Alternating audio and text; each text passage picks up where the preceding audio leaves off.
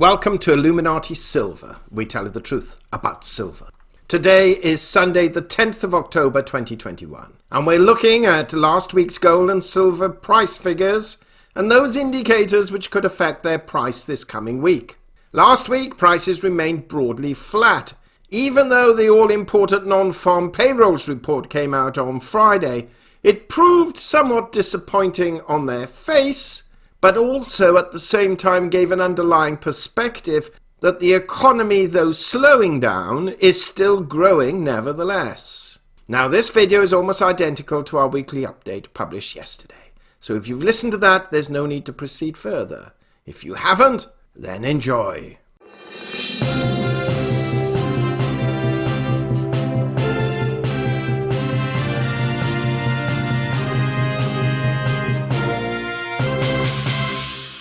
Gold fell $4 last week, falling from $1,761 to $1,757, having hit a high of $1,781 and a low of $1,746, a fall of 0.25%, showing a slightly higher low and a slightly higher high than the previous week. In sterling terms, gold finished the week at £1,291. That's actually down £9. And in euros, it closed at 1,518 euros. That's unchanged on last week. Silver rose 12 cents, rising from 22.55 to 22.67, having hit a high of 23.20 and a low of 22.23, a rise of 0.5%, and like gold, putting in higher highs and higher lows. In sterling terms, silver closed at £16.65. That's actually unchanged on the week. And in euros, it closed at 19.59 euros. That's up 0.15 euros. The gold to silver ratio fell slightly from 78 to 1 to 77.5 to 1. Bitcoin, on a tear, rose $6,980 and currently stands at $54,722. It was less than 8 weeks ago we were talking about $30,000 Bitcoin. The Dow Jones closed on Friday at 34,746, down 8 points on the day but up 420 points on the week. The S&P 500 closed at 4,391, down 8 points on the day but up 34 points on the week. The Nasdaq Composite closed at 14,579, down 74 points on the day, but up 13 points on the week. So the major bourses in the United States were up, albeit modestly. Looking at oil prices, Brent crude closed up $3.11 at 82.39. And WTI crude closed at 79.35. That's also up $3.47 on the week. The dollar index stands at 94.06, 94 being that crucial level for us, and that's up 0.03 on the week. Now we concluded last week's video with the following forecast. We expect to see gold trading between 1720 and 1800, with 1680 and 1830 as outliers. We can see silver trading between 2175 and 2325, with 21 to 2375 as outliers. Well, gold traded exactly within our normal range and closed almost exactly dead center. Silver broadly traded within our normal range, but did for a day or so rise close to the upside of that normal trading range, but did not enter into our outlier range, and like gold, closed virtually midway. We can see that gold fluctuated between a high of 1781 and low of 1746, just $35. And silver fluctuated between $23.20 and $22.23, a difference of 97 cents, which frankly, in view of the economic data being published this past week, was really uneventful. Now each morning we've produced daily updates expressing the reasons for the various price movements and news which could affect prices that day and that week. So please tune into these. We try to keep them of no more than 10-minute durations. Now this week's economic data, this past week's data, has proven broadly positive, with higher factory orders, higher services PMIs, and a positive ADP employment report. All of these being up, but the non-farm payrolls announced on Friday, the most crucial data for the week, was in fact less than half of economists' estimates, coming in at 194,000 jobs against an estimate of up to 500,000. That said, though, the unemployment rate actually fell for September at 4.8%, compared with 5.2% in August and estimates of 5.1%.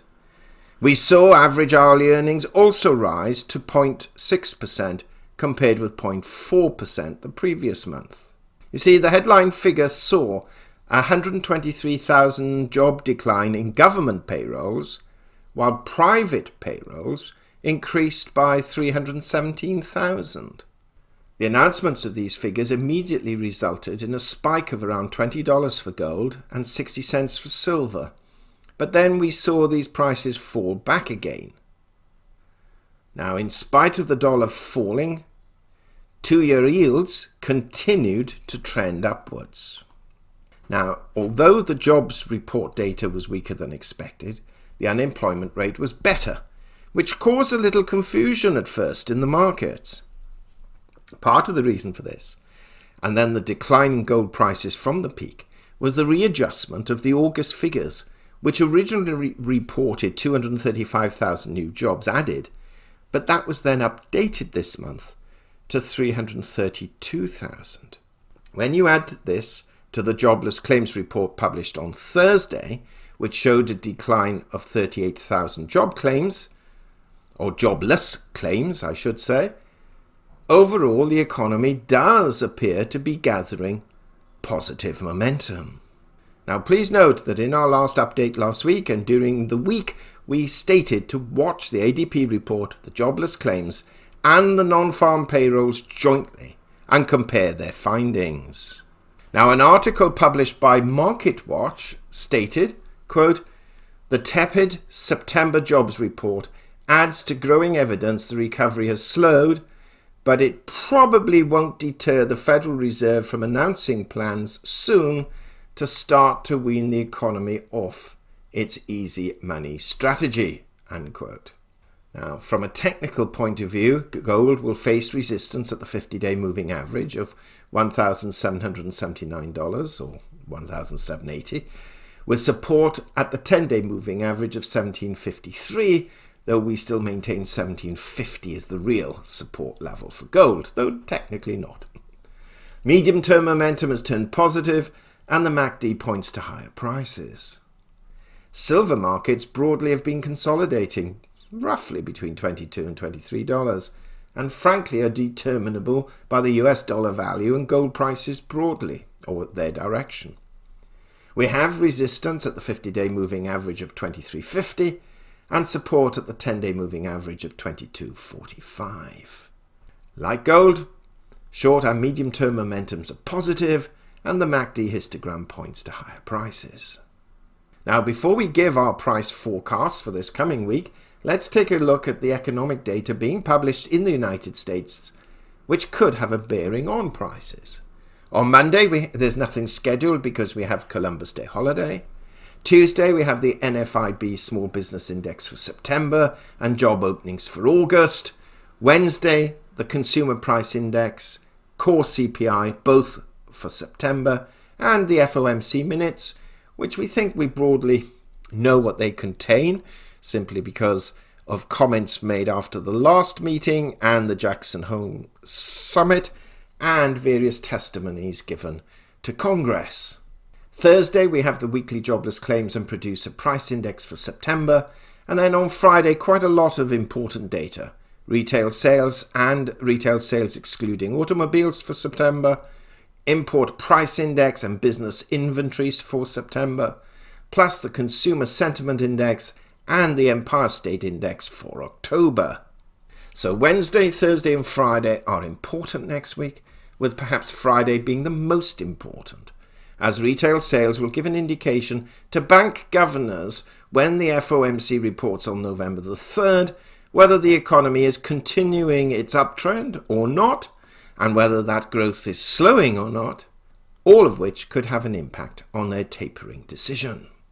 That said, from what we've seen so far, and we're not quite there yet, but close to regarding a tapering announcement for this year to be a foregone conclusion. So where do we see gold and silver prices moving next week? Well, save any disasters on the political front. It's next week's economic data from Wednesday, Thursday and Friday that's going to influence prices the most. And therefore, we also have to consider that inflation is a genuine cause for concern and currently is running much higher than central bank targets in the United States, Europe and the UK and other parts of the world too, with gas prices pushing that inflation rate even higher in the short and arguably medium term. The issue is, of course, whether traders in the next week or two consider this and take it into account, or perhaps will focus more on this as we approach the FOMC meeting on the 3rd of November. So, we therefore expect to see gold trading broadly within $1,725 and $1,800, allowing a slight sort of increase to the downside of $1,675 and to the upside of $1,825 as outliers. Though again, we broadly expect to see gold meander around that $1,750 level and maybe slightly above that. We can see silver trading between $21.75 and $23.50, with 21 and 24 as outliers. A lot depends now on what traders are going to concentrate on for this coming week. What are your thoughts? Where do you see gold and silver prices lying? Meanwhile, thank you so much for listening. If you haven't done so, please subscribe to our channel, not forgetting to press the bell sign so you're notified of our videos as and when they're published. And once again, do tune in each day, each morning. We produce an update, 10 minutes long. Hopefully you find them beneficial. Finally, we wish you a safe, enjoyable weekend and prosperous week ahead. Illuminati silver owners come from a background of banking, international wealth management and economics.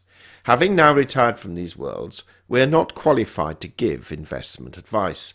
Therefore, this and other productions must not be deemed to be giving such advice and merely represent the personal views of its owners.